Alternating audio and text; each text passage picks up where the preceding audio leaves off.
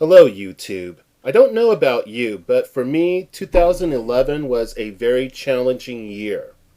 I had many failures, and there were certain challenges that I rose to the occasion and I grew, became better than I was before.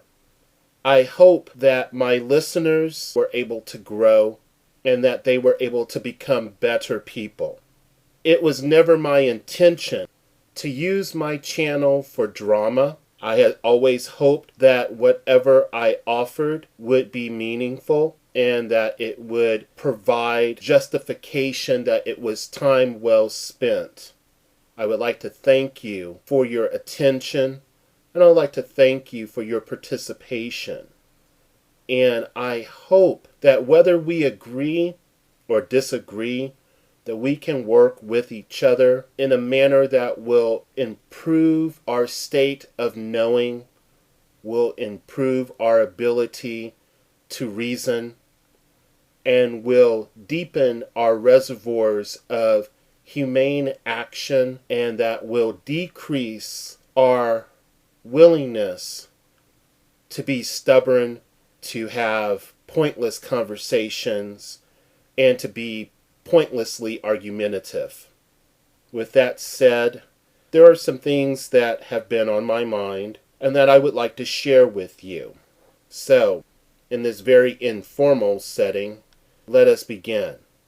The tyrannical, oppressive madness appears today without cover. 20 or more years ago, one would be hard-pressed to demonstrate pharmaceutical or medical layers of deceit, the puppets of governance, the butchery of militaristic enforcement, and the institutional media prostitutes. However, there is much evidence today available for review. This has helped to usurp many myths and eliminate the many lies protected via deep pockets, connections, and rule of law. History has also been revised, former understandings challenged, corrected, and expanded.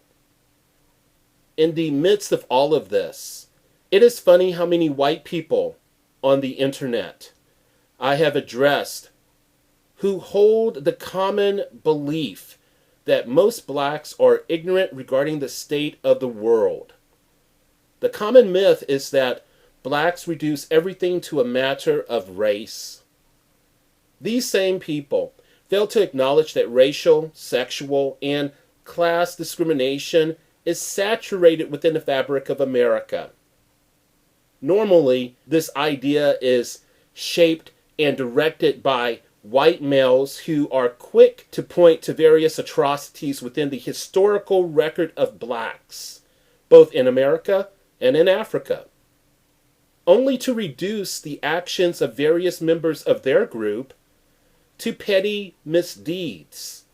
Oh, slavery was no big thing, etc. It appears to be fashionable to report that the inhumanity shown to various non-whites was strictly due to the authoritative command of the elite. This is false. Even if such atrocities were directed by an oligarchy or a highly compartmentalized hierarchy, it requires soldiers, dare I say pawns, to make it so. Based on my studies, and I'm willing to concede, by the way, that many of the elite, though white, did not show allegiance based on ethnocentric and phenotypical attributes. They appear to be only obsessed with their agenda. However, if blame is going to be correctly parceled out, then the shelter of the elite needs to be removed, don't you think? If we are going to make proper assessments, it would be responsible to know that some people of color have legitimate grievances, and it isn't all about race.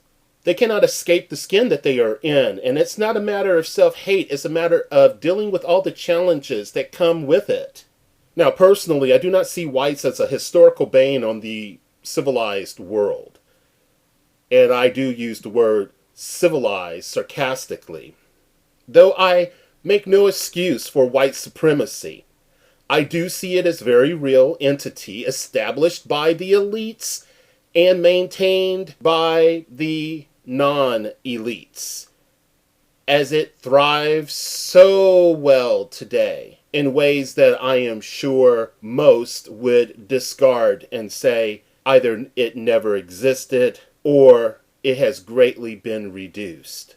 And I'm not here to argue either of those points, but I am here to say that it does exist.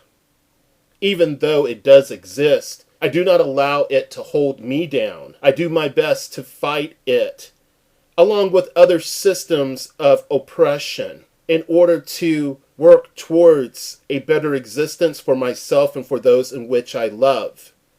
And for all of you, even though I may not care for your company, I hope that you would have an existence that would afford you the opportunity to prove yourself as individuals and not to be shackled by stereotypes.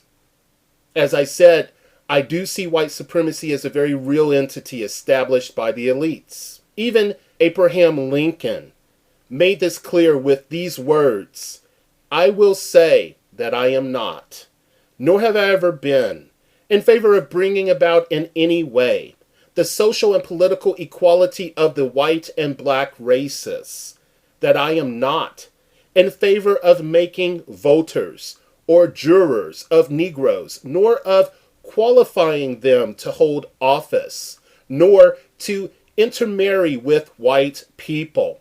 There is a physical difference between the white and black races, which I believe will forever forbid the two races living together on terms of social and political equality. And inasmuch as they cannot so live while they do remain together, there must be the position of superior and inferior. And I, as much as any other man, am in favor of having the superior position assigned to the white race." Yeah, Lincoln said these words. Great man, huh? Let this sink in. Really, let it sink in. And please do not insult my intelligence by dismissing this and stating that it's strictly the mindset of one individual. And do not insult my intelligence and say this is a popular view of the past, that humanity has proven itself to move beyond this and to assess people as individuals, because we know that's a bold-faced lie. The anonymity of the internet or the barrier of technology exposes an atmosphere of distrust between blacks and whites. Yeah, I can couple any ethnicity or racial group, okay? But let's just use blacks and whites. They are the standard, don't you know? People on all sides witness and imagine their power declining, their interest at risk, and their establishments under attack. Some whites are now functioning in the manner of a conscious minority to promote their agenda. They have stepped into that role, more so because it suits their needs for a political stage. Outside of exploring common ideas, many fail to think more about the problem of causation, evaluating evidence and uniting historical occurrences in cause and effect relationships, and making appropriate links, not driven by emotional reasoning, appears to be beyond the desire of many. What is most exasperating is how many do not take into account the evidence at their disposal. It is equally sobering that a variety of subjective factors which contribute to their worldview is not seen as influencing factors regarding their observations. Again, it is equally sobering that a variety of subjective factors which contribute to how they see things is not seen as influencing factors regarding their observations. Now you may ask yourself, how can this be? But we see examples of it every day. What one think they know can easily become a deterrent.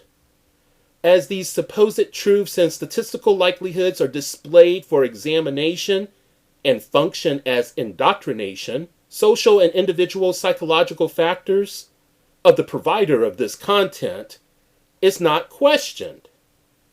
We become completely mesmerized by the display of facts and the theories of others without counterbalancing them with valid concerns regarding human motivation and behavior.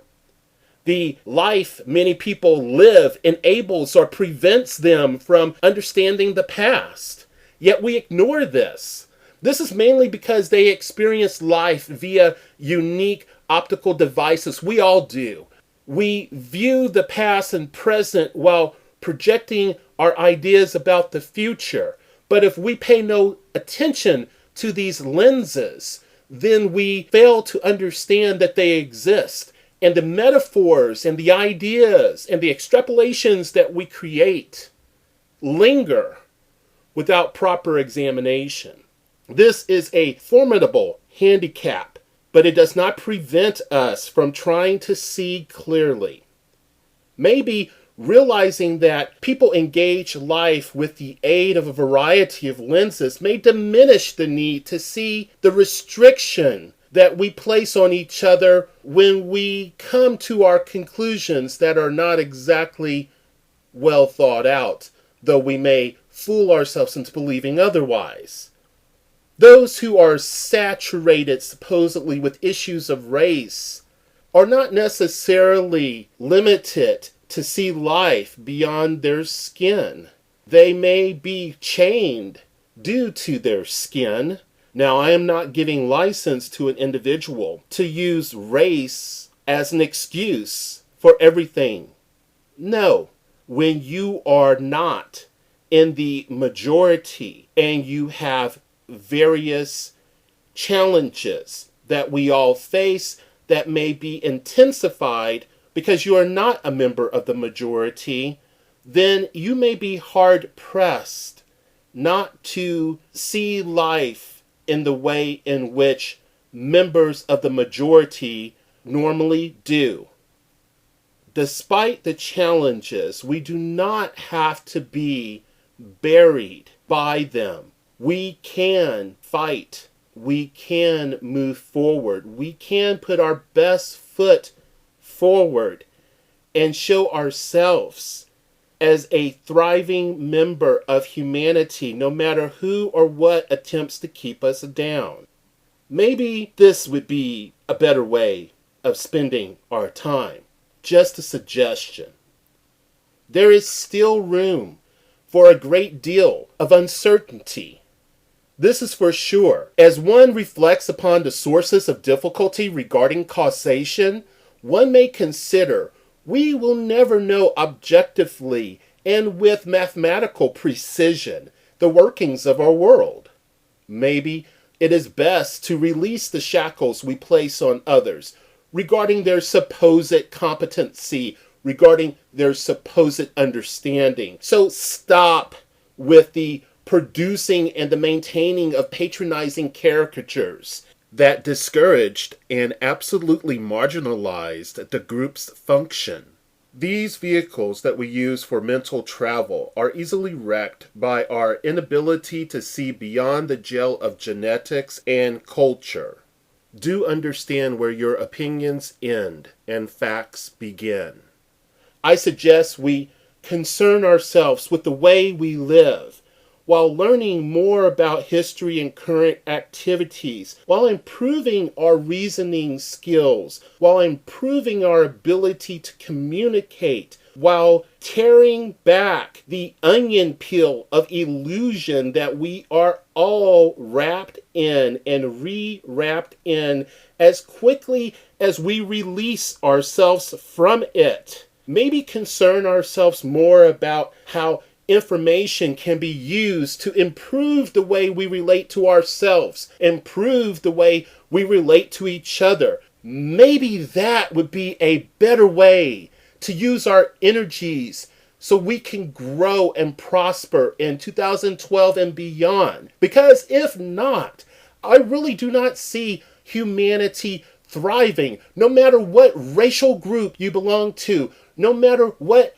economic status you enjoy or you do not enjoy, no matter what social economic relief valve you believe that you have, and no matter your education, and no matter the perks of your gender, no matter what these things are that you operate from, humanity is in a crisis.